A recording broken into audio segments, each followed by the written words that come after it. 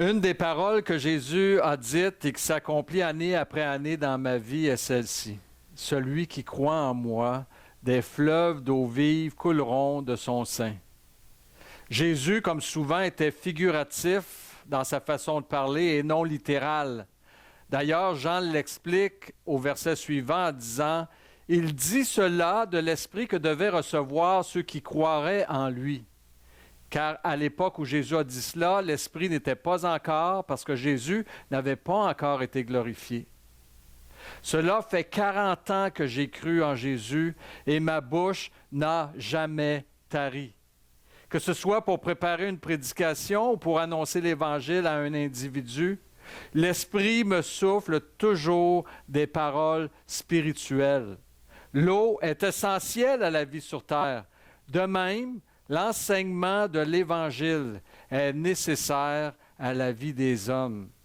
Jésus a aussi dit, « L'homme ne vivra pas de pain seulement, mais de toute parole qui sort de la bouche de Dieu. » Ce n'est pas juste une belle parole, c'est une vérité, c'est la vérité. C'est pourquoi je vous invite à écouter ce court message, car la parole que je vais vous apporter vient de la bouche de Dieu. Bienvenue à Eva en ligne.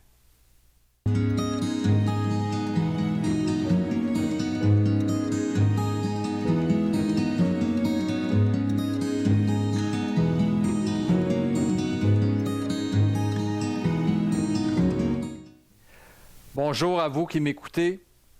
Je veux vous souhaiter la bienvenue à l'étude de la parole de Dieu.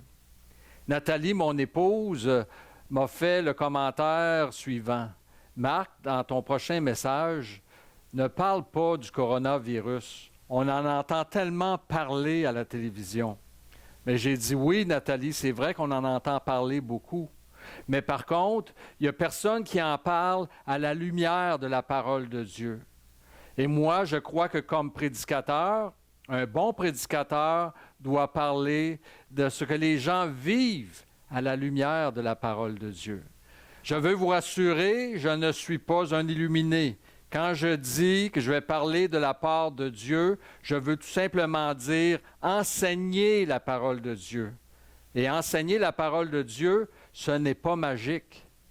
Je ne suis pas quelqu'un qui entre en transe pour comprendre et connaître quelle est la volonté de Dieu.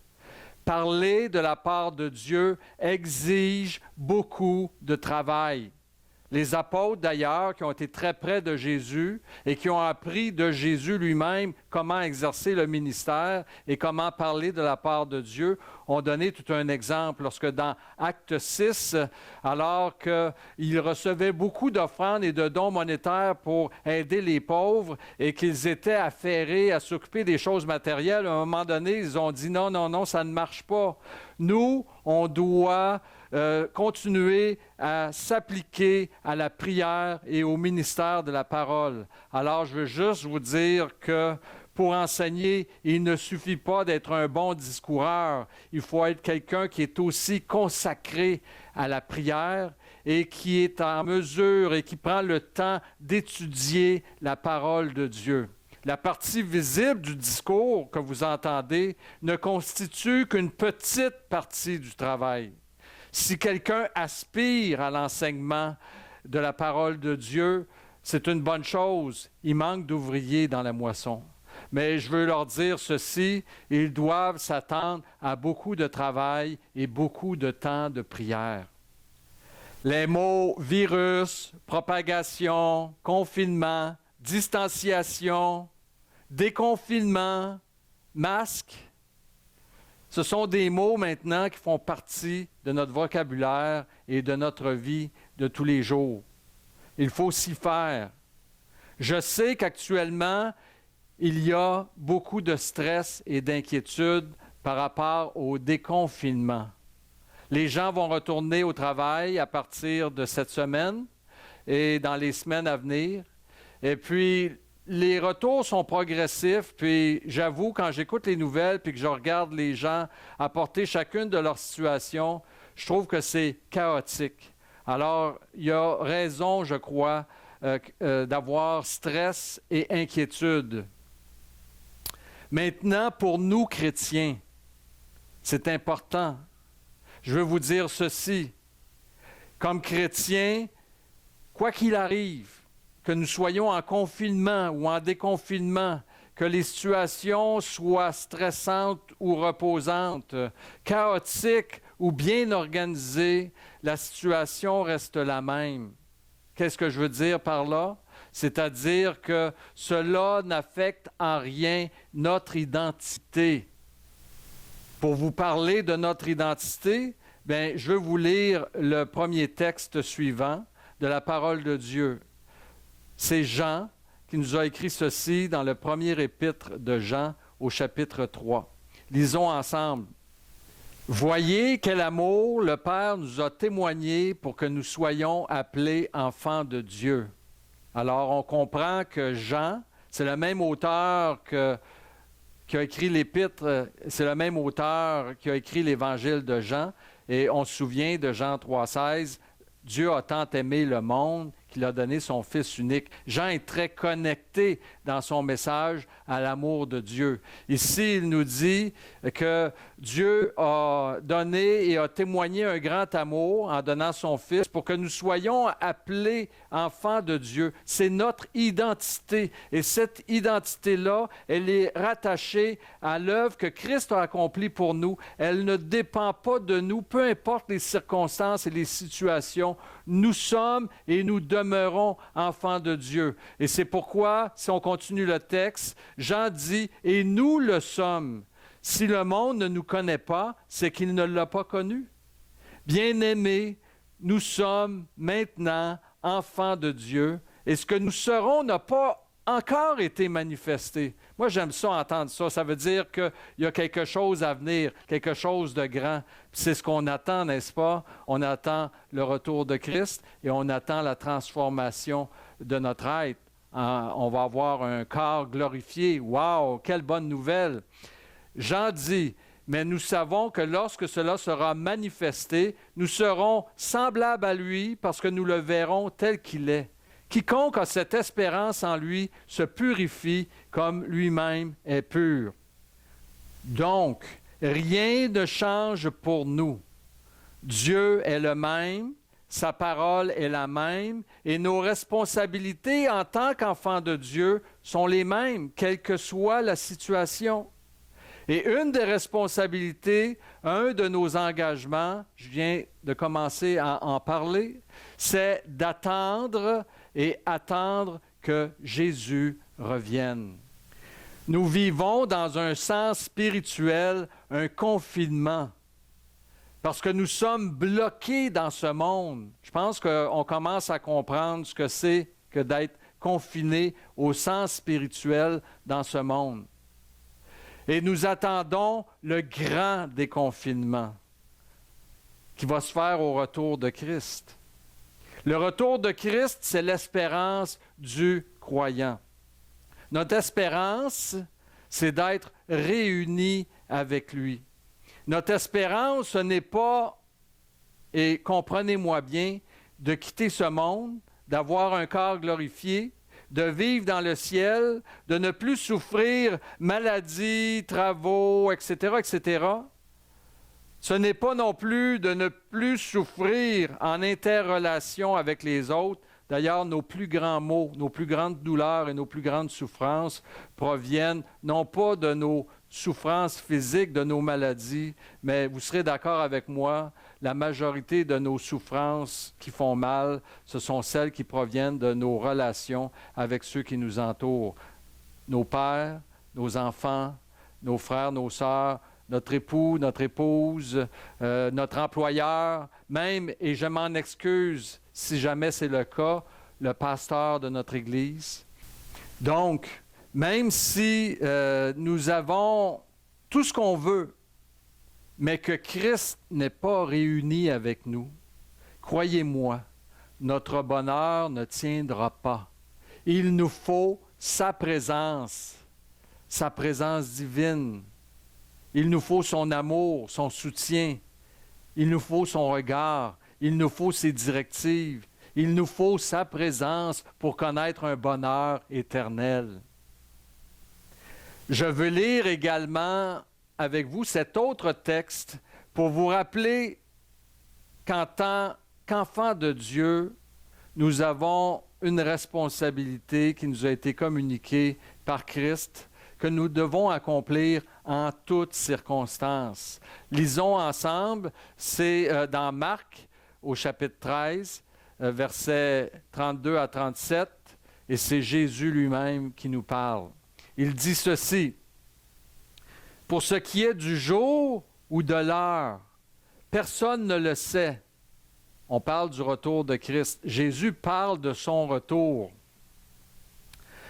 Et donc, personne ne le sait, ni les anges dans le ciel, ni le Fils, mais le Père seul. Prenez garde, veillez et priez, car vous ne savez quand ce temps viendra.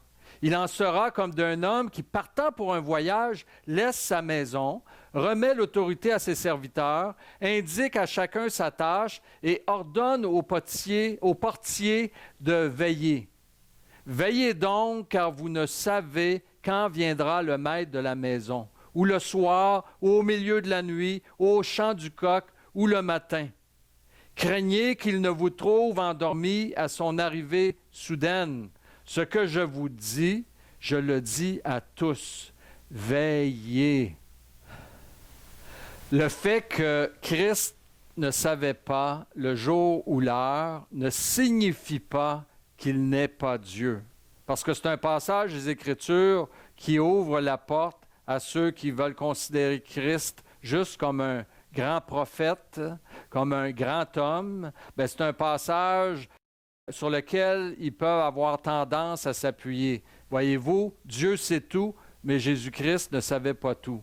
Or, ce passage des Écritures et cette déclaration de Jésus ne fait que confirmer la doctrine de la soumission du Fils au Père. Jésus n'a pas regardé comme une proie à arracher, d'être égal avec son Père, d'être égal avec Dieu, bien qu'il existait sous forme de Dieu. Et on sait aussi que de son côté, le Père avait tellement d'amour, a eu tellement d'amour, a tellement de tendresse envers son Fils, qu'il a tout remis entre ses mains. Il a tout donné à Jésus-Christ. Maintenant, c'est le mystère de la Trinité. Ils ne font qu'un, le Père, le Fils et le Saint-Esprit.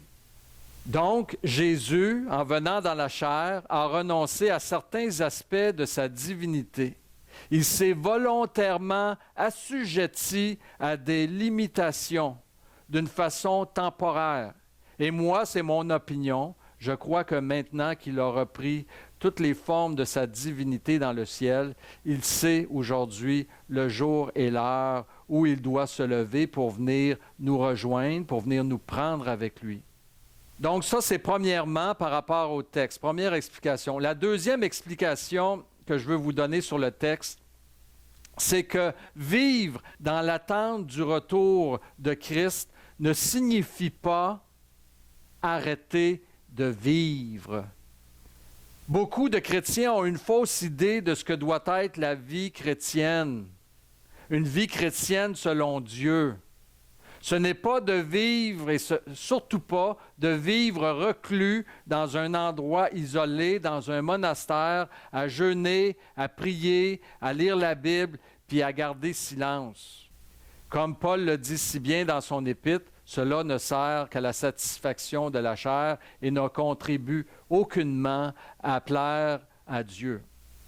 La vie chrétienne, et ça c'est important de le comprendre pour nous chrétiens, pour moi cet enseignement, il est pertinent, contemporain et important pour ceux qui m'écoutent, qui prennent la peine d'écouter ce message. La vie chrétienne que Christ veut nous voir vivre lors de son retour, bien, c'est vivre chaque étape de notre vie. L'enfance, l'adolescence, la vie d'adulte, la vie de retraité et la vie de vieillard, en quelque sorte. De vivre chacune des étapes de la vie dans l'amour, selon les règles de l'amour et de l'humilité enseignées dans la Bible. Donc, les enfants doivent être soumis et obéissants à leurs parents. Les adultes doivent travailler pour vivre, se marier, fonder une famille, puis prendre soin des leurs. Ça fait partie de la vie chrétienne, de la vie qui plaît à Dieu. Également, les maris doivent aimer leurs femmes, les femmes doivent aimer leurs maris, les parents doivent aimer leurs enfants, les enfants doivent aimer leurs parents, ainsi de suite. Également, il faut passer du temps avec notre famille. Il faut jouer avec nos enfants, il faut visiter nos parents, il faut passer du temps en couple, ensemble. Ça fait partie des éléments de la vie qui sont agréables à Dieu. Donc, quand Jésus dit « Veillez et priez », et quand je vais vous retrouver, quand je vais revenir, je veux vous retrouver veillants et priants, bien, qu'est-ce que Jésus veut dire? Bien, la parole de Dieu ne se contredit pas d'un passage à l'autre. Ce que Jésus enseigne ici doit aller en analogie avec ce que Paul et Pierre nous enseignent sur les règles de la vie chrétienne dans leurs épîtres.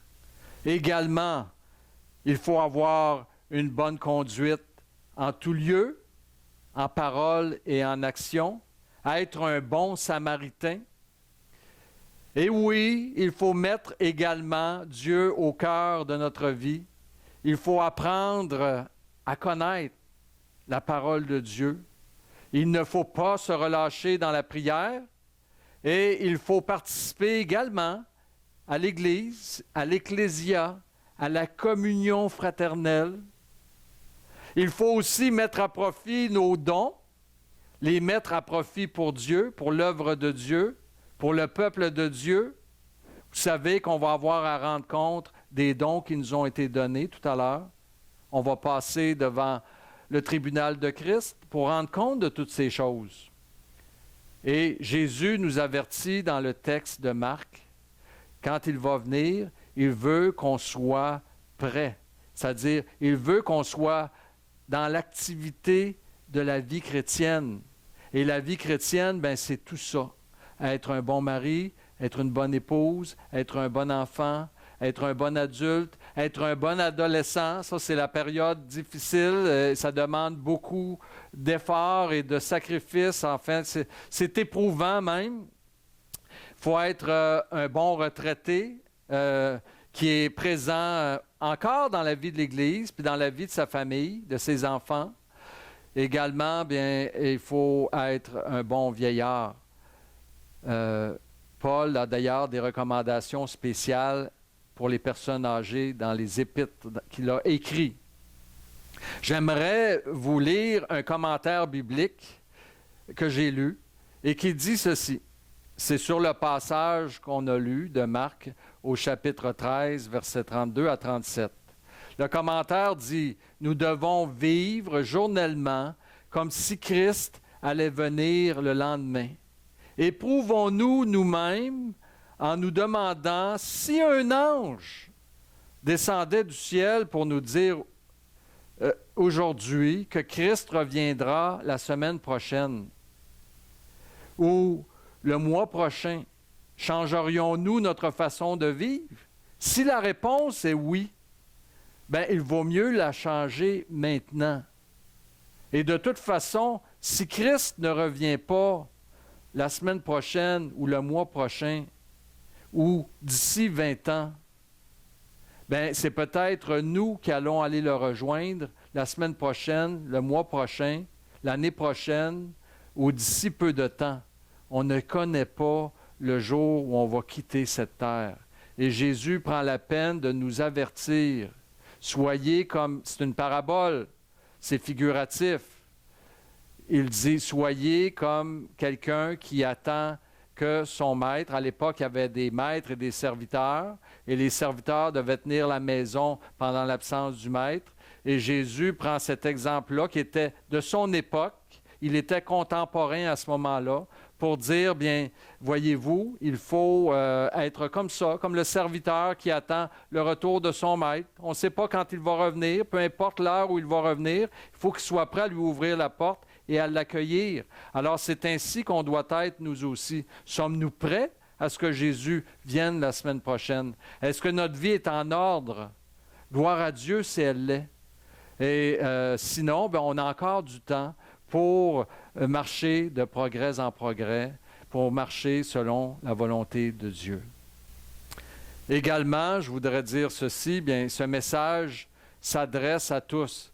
Jésus a terminé la parabole de cette façon-là. Il disait, « Ce que je vous dis, je le dis à tous, veillez. » J'aimerais vous lire la déclaration de Jacques, frère du Seigneur. J'aime bien Jacques parce que parmi les auteurs bibliques, c'est celui qui a été, d'une certaine façon, le plus proche de Jésus. Il a grandi dans la même famille. C'est son grand frère. Eh bien, il est dit, de la part de Jacques, il est dit ceci par rapport au retour de Jésus-Christ et sur la façon dont on doit se conduire face au retour de Jésus-Christ. Alors, Jacques écrit dans son épître, au chapitre 5, versets 7 à 8, il dit, « Soyez donc patients, frères, jusqu'à l'avènement du Seigneur. Voici, le laboureur attend le précieux fruit de la terre, prenant patience à son égard, jusqu'à ce qu'il ait reçu les pluies de la première et de l'arrière-saison. Vous aussi, soyez patients. Affermissez vos cœurs, car l'avènement du Seigneur est proche. » Notre vie chrétienne, chers amis, est comme une course à relais. Et le bâton utilisé pour les courses à relais ressemble à ceci. C'est en aluminium léger pour ne pas nuire aux coureurs. Et lorsque, dans une course à relais, le coureur a fait un tour, il y a un autre coureur qui l'attend, à qui il va remettre le bâton, et ainsi de suite. Il y a plusieurs coureurs dans une course à relais, et c'est pour ça qu'on appelle ça une course à relais. Il se relaie le bâton. Comme chrétien, notre vie est ainsi faite, de génération en génération, et cela a commencé il y a 2000 ans. Les chrétiens se sont passés le relais. Ils se sont passés cette responsabilité. Et quelle est cette responsabilité? C'est de garder la maison du Seigneur et d'attendre que le Maître revienne. Frères et sœurs, êtes-vous dans cette attente? Chers amis, je vous invite à vous joindre au peuple de Dieu pour participer à cette course au relais. Venez prendre le bâton de l'espoir, de l'espérance. Christ revient bientôt et le Seigneur nous demande d'être prêts à l'attendre. On ne sait ni le jour ni l'heure, mais il nous dit, cela n'a pas d'importance que tu saches le jour et l'heure. Ce qui est important, c'est que tu sois prêt. Et la meilleure façon d'être prêt, bien, c'est de veiller spirituellement, sur le plan spirituel, de continuer à avoir une vie spirituelle et de prier. Je vous salue et à la prochaine.